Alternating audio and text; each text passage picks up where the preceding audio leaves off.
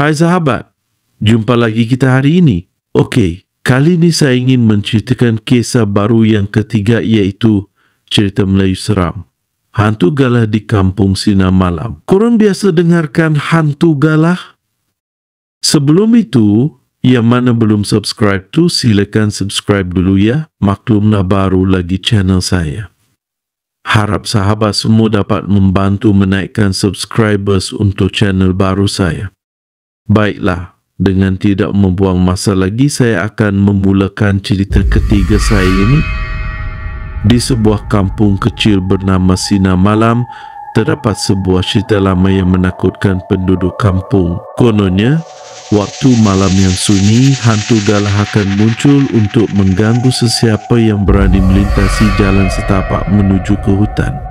Kampung Sinar Malam terkenal dengan keindahan alamnya. Namun satu perkara yang menakutkan membuatkan penduduk kampung tidak berani keluar selepas matahari terbenam. Setiap malam setengah penduduk kampung akan mendengar suara halus memanggil, tolong, tolong. Suara itu datang dari arah hutan, tetapi tiada siapa berani meninjau.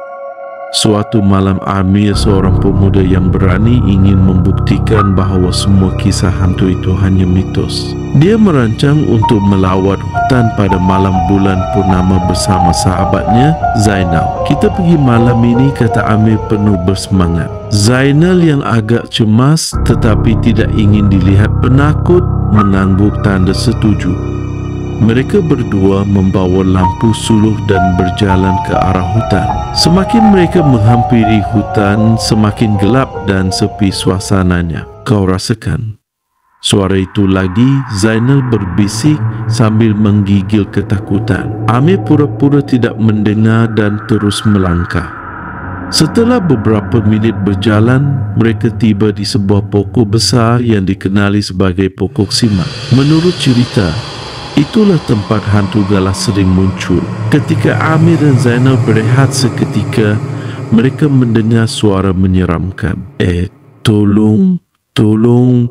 Suara itu semakin dekat. Hati Amir berdebar. Dia berusaha menenangkan Zainal. "Itu pasti hanya suara burung," katanya dengan suara yang tidak yakin.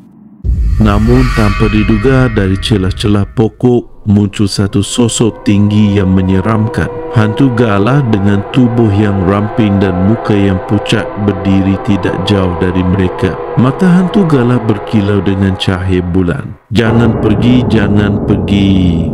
Suara itu semakin kuat, seolah-olah memanggil mereka untuk menghampiri.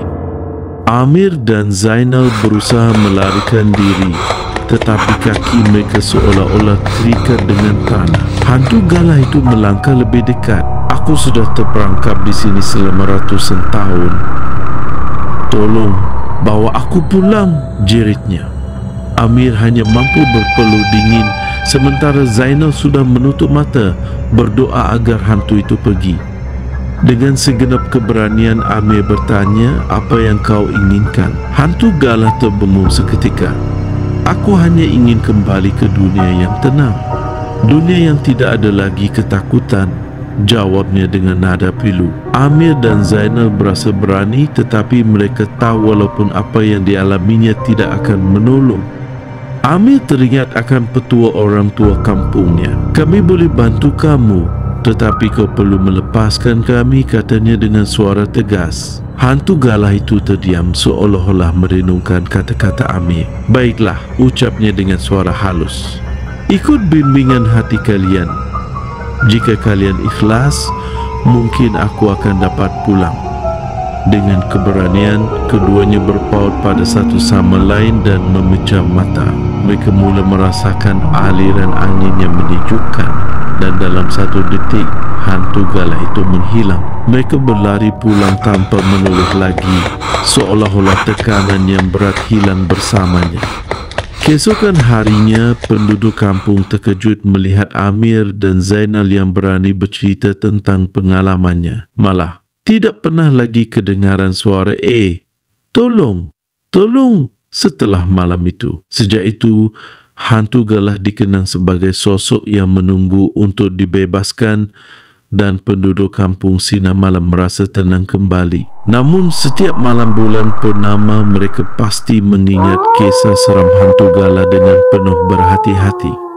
Dan begitulah kisah seram ini berakhir, tetapi di dalam hati penduduk kampung masih ada sedikit rasa takut untuk melintasi hutan pada malam yang gelap. Terutamanya jika mereka mendengar suara memanggil dari jauh.